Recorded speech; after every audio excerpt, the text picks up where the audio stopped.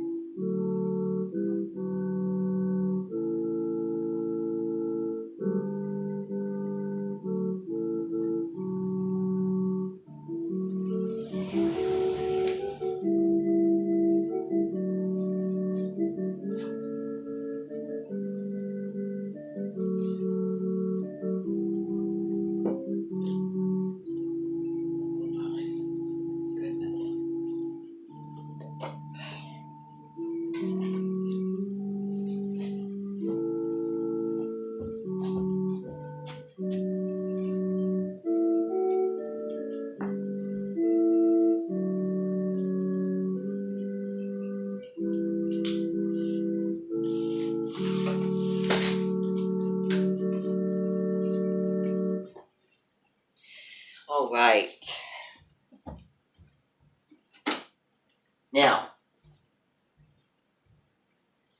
take a look around the room, and I want you to tell me anything that you notice differently. Everyone? Exactly. Yes. So, what's going to be happening is, I just want to show you real quick. Just hung it up, but I can take it down. Not ripping anything. All right. So, this is the new person that will be hanging in this dimension until I really don't know. Now, this dimension person, Chuck, also known as Zach Callison, the actor who played him, and he was born under the sign that I didn't care for, really, but we spent an afternoon with him, and we rode the scooters around that little trail that runs by the swimming pool, and also he is very excellent and skilled in roller skating, and so we had a picnic at the park, like a snack lunch type picnic, and we learned skating lessons, and we also scooted through the trailer, and then we had some games that he brought along with him as well, and he was the one who got all the scooters, and we played a lot of games such as cornhole, and then other things like that, of that matter, that I gave into a couple of them. And a couple of those things I was a little bit reluctant, but I gave in, and I thought that they were really fun to do. So, he will be staying on in this dimension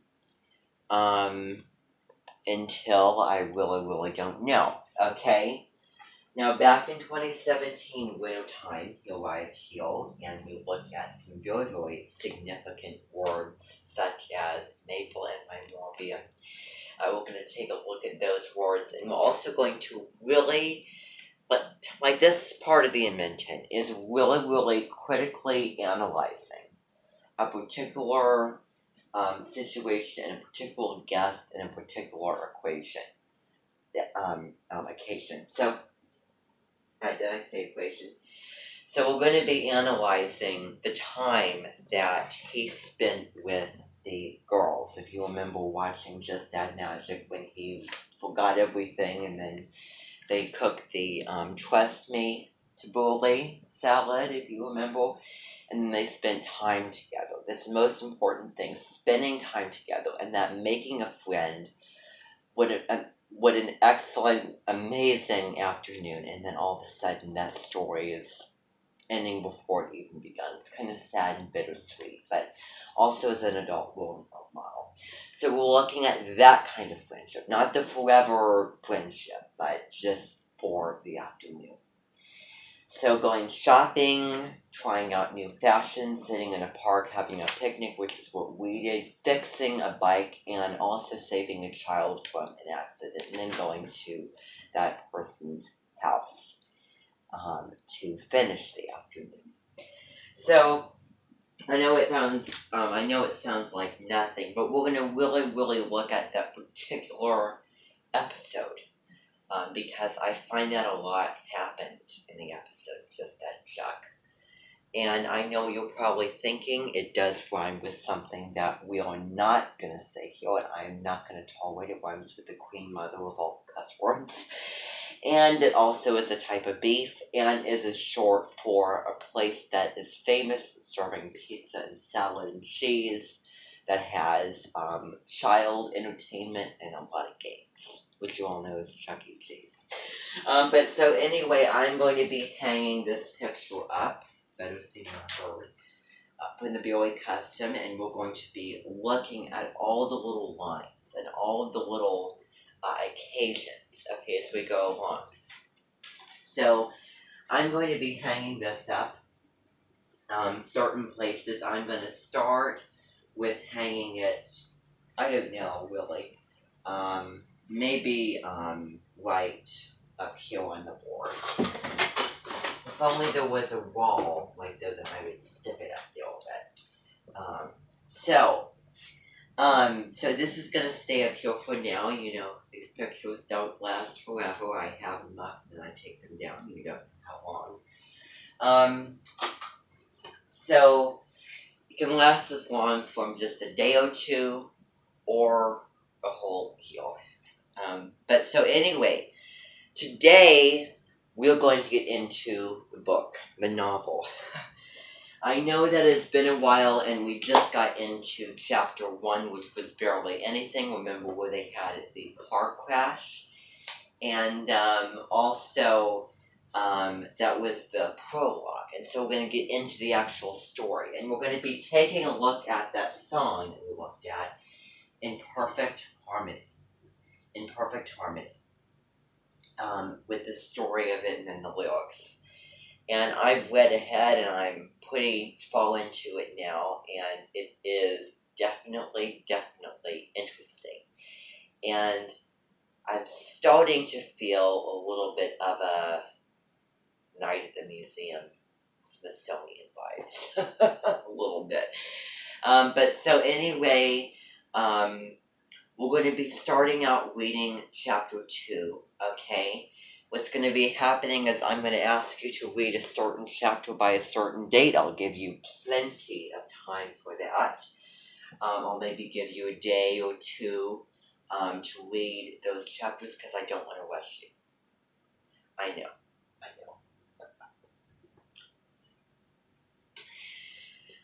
Also, in terms of face picture, we're also going to be looking at that. So, we're going to be taking a look at the Ides of May. You know, remember when Julius Caesar, where they were talking about the Ides of March, where Julia got assassinated?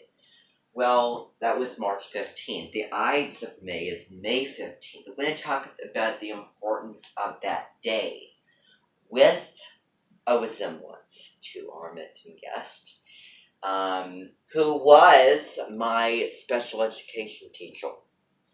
one of my special education teachers. And we're going to be talking about the song. We're going to be looking at a song that I have composed called the Chuck Truck. And we're going to be taking a look at how on the very day that in Italy they had the Sant'Ubaldo Day with the chariots and Gubbio and everything, and they had festivals and dancing and food and all that kind of thing. May 15th, on that day, the trail was nowhere to be found. And throughout the whole month of September, well, most of it, like the end of summer, there was leaves all scattered around.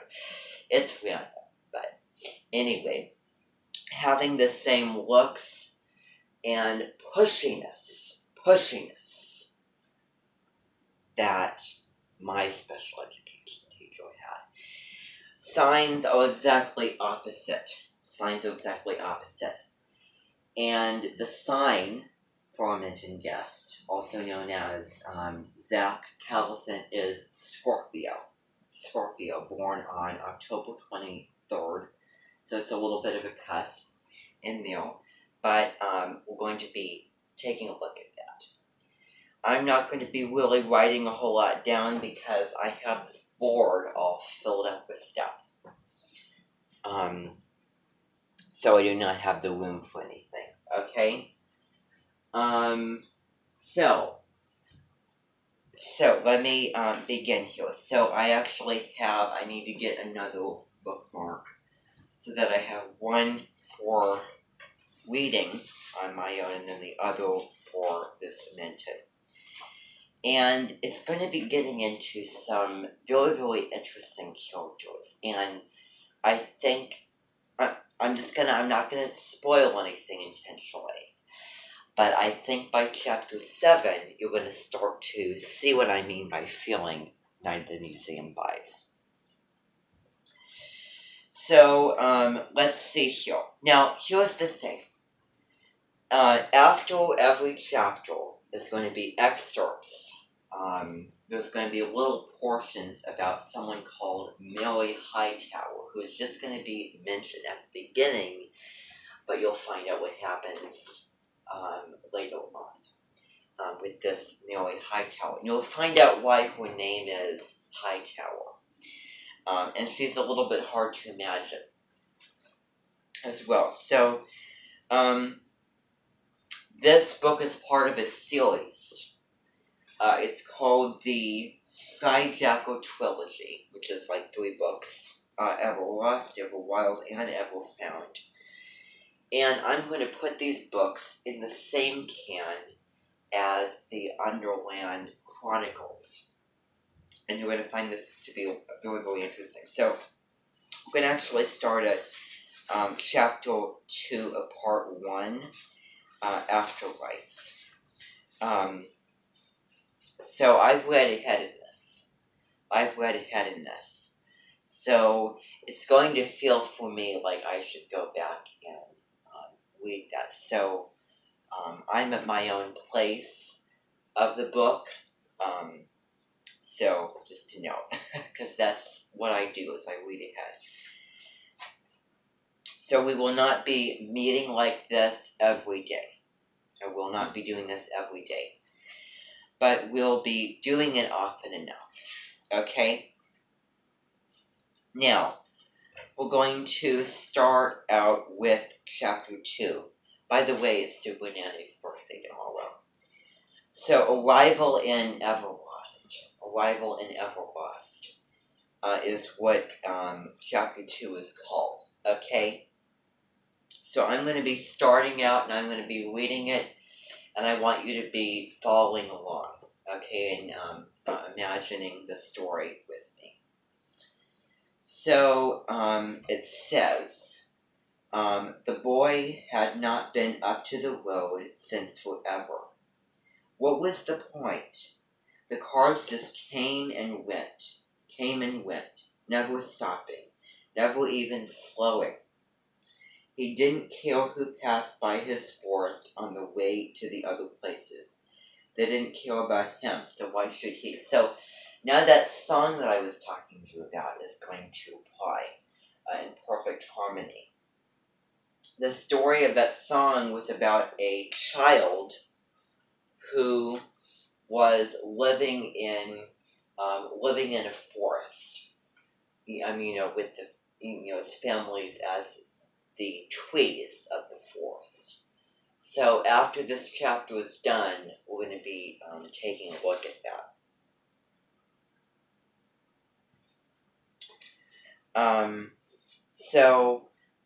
It's talking about this boy who is in a forest, and then there's that really, really big highway that runs and looks down upon and not really caring about the cars who pass.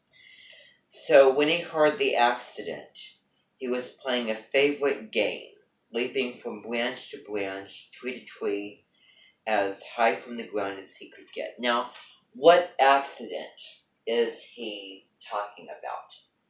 What accident? Yes. The one that happened in the last chapter, remember. And so we know the two main characters, which were Allie and also Nick in this book. So it says, so he was playing a game, jumping off the tree branches. Like, what better to do if you are in a forest? The sudden crunch of steel was so unexpected, it made him misjudge the next branch and lose his grip. When you hear something, it's physical as it is mental. So I think, hopefully you can imagine this. So in an instant he was falling. He bounced off one limb, then another, and then another, like a pinball hitting pegs. It didn't hurt, all the banging and crashing. In fact, he laughed, until he passed through all the branches, and all that remained was a long drop to the ground. So he was high up in the trees. So let's see here. I need another bookmark to be able to have two different things here. I think I know what I'm going to do. Okay, just a second. This will be what I'll use.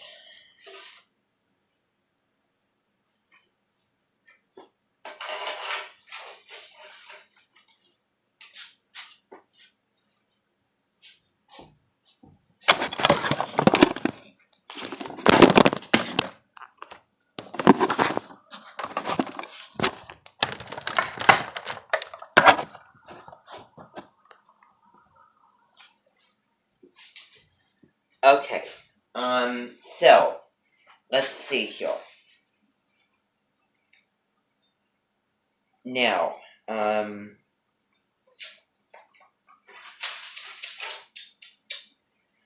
alright, so, falling down off of the different, branches. Another. So, it didn't hurt when he was going through the branches. You would think, you kind of bump on the front or the back or whatever. So he hit the earth hard. It was a fall that would have certainly ended his life, had circumstances been different, but instead the fall was nothing more than a quicker way to reach the forest floor. So he was falling and falling down to the very, very bottom. So he picked himself up and got his balance. Apparently like a fall would knock anyone out. Already hearing the echoes of commotion up the road. Cars were screeching to a halt and people were yelling. He hurried off in the direction of the sounds, climbing the steep granite slope that led up to the road.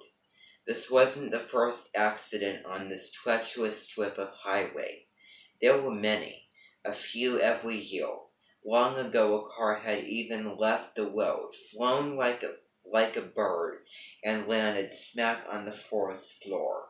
Nobody came with it, though.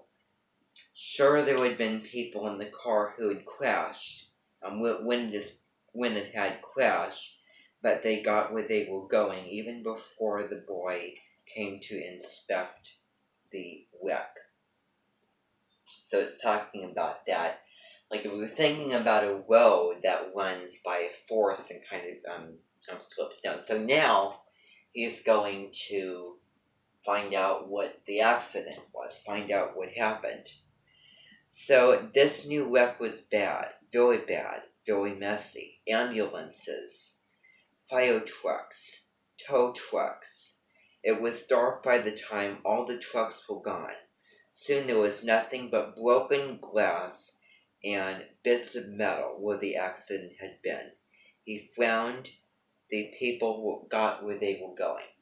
So you have to imagine that this sounds all very real world. This sounds like it's happening in the real living world. But you're going to find out further on. So, resigned and a little bit mad, supposedly for knocking him off balance and causing him to fall, but he was laughing at it. So, the boy climbed back down to the forest. So it was like a really high and steep thing that he had to, from the bottom of the forest to have to climb up to get to the road. So who cared anyway? So what if no one else came? This was his place. He would go back to his games, and he'd play them tomorrow and the next day and the next, until the road was gone. Until there would be so many trees that would overgrow and block the road. So it was as he reached the bottom of the cliff that he saw them, two kids who had been thrown from the crashing cars over the edge of the cliff. Now they lay at the base of the cliff in the dirt of the forest. At first he thought the ambulances might not have known they were there, but no, ambulances always know these things, because they search around everywhere. As he got closer, he could see that neither their clothes nor their faces bore any sign of the accident. No whips, no scratches. This was a very good sign. The two seemed to be almost 14 years old, a few years older than he was, and they lay a few feet apart from one another, both curled up like babies. One was a girl with pretty blonde hair, the other was a boy with a kind of who kind of looked Chinese, except for his nose and a light reddish brown hair. Their chests rose and fell with a memory of breathing. The boy smiled as he watched them, and made his own chest rise and fall in the same way. As the wind passed through the trees of the forest, not rustling them in the least, he waited patiently for his playmates to awake. So you have to imagine this kid who was in the forest day by day, and that's basically his life. And now he finds two kids who were from the car crash with, like, they bore no sign of it. No whips, no scratches, no nothing. And I just hope that you think how interesting that is. But this is now talking about this. You're going to find out later. I don't want to spoil it for you, but I hope that you find that interesting. We're going to find out what happens, because you would think that it would be, that there would be like scratches or things along those lines. So, in the next subsection, in the next section of the chapter, next subsection of the park, because it's divided. Oh, here's another similarity to the Gregory the Overlander series with the Underland Chronicles, is that two kids end up suddenly in a whole new world, like a really really strange world with strange creatures, strange people. And this book is divided into several parts.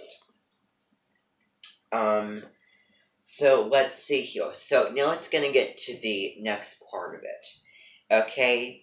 So Allie knew she was not. So anyway, now we're going to talk about the next section of it. So it reads. Okay, this thing constantly gets loose. I don't know what the deal is, but I'm going to fix it.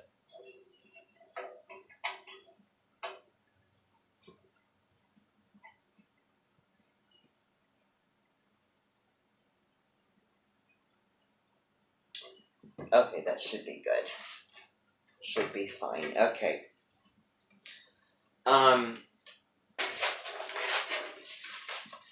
Alright. So, it says, Ellie knew she was not in her bed even before she opened her eyes. So had she fallen onto the floor in the middle of the night again? She was such a thrasher when she slept. Half the time she woke up with the sheets tugged off her mattress and wrapped around her like a python.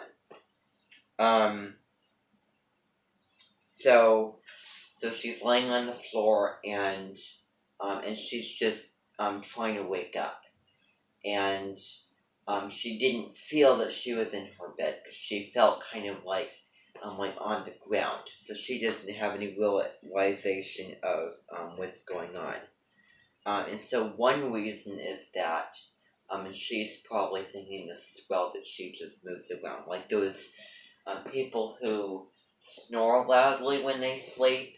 There's also people who sleepwalk. I don't know anyone who sleepwalk, but you might know someone. Anastasia does it. I don't do it. It's highly, what's the word? Unusual. So it's very, very uncommon. So her eyes opened to clear sunlight streaming through the trees, which was not unusual except for the fact that there was no window for the light to shine through. There was no bedroom either, only the trees. So she's just opening her eyes now, and then just kind of finding, I'm just kind of like, it's like seeing that there's no window, that there's only trees, like in a forest. So she closed her eyes again and tried to reboot. Human brains, she knew, could be like computers, especially in the time that hung between sleep and wakefulness. Sometimes you said strange things, did even stranger things, and once in a while you couldn't figure out exactly how you got where you got. So it's a very, very good point that she made about us being, human brains being like computers, and it's like she was still dreaming, but she couldn't wake up from it. So she wasn't bothered by this. Not yet. She simply concentrated, searching for memory for rational explanation. Had they gone camping? Like, had her family gone camping? Was that it? In a moment of memory of falling asleep beneath the stars with her family would come exploding into her mind. She was sure of it. So the So the kid that was in the car, the Asian looking person, his family, his mom and dad were not in the car, but Allie's father was in the car. That's what you need to remember. Again, it all comes back into, all goes back to that chapter number 1. So, it says, something about that word made her uneasy. She opened her eyes again, sitting up this time. There was no sleeping bags, no campsite, and Allie felt strange, like someone had filled her head with helium. So there was someone a few feet away, sleeping on the ground, knees to chest. A boy with a bit of an Asian look about him. He seemed both familiar and unfamiliar at the same time, as if they had once met but only in passing. Then an icy wave of memory flowed over her. And the memory was this: flying through a tunnel. He was there. He had bumped into her, that clumsy oaf. So now she's beginning to remember, reflecting back on the car crash when when the airbag came right up, and then she went through it and went through the tunnel and was going towards the light, bumped in, and then they spun out of control, and then look where they are now. So let's see. Let's see here. Now we're going to move on to the next paragraph. Hello, said a voice behind her, making her jump. She turned sharply and saw another, younger boy sitting cross-legged on the ground. Behind him was a granite cliff that extended high out of sight. The boy's hair was unkempt, and his clothes were weird, sort of too heavy, too tight, and buttoned way too high. He also had more freckles than she had ever seen on a human being. So I imagine him in wearing, and clothes is going to be really, really important. Wearing really, really tight, tan, short, like, pants, like kind of, like, I don't know,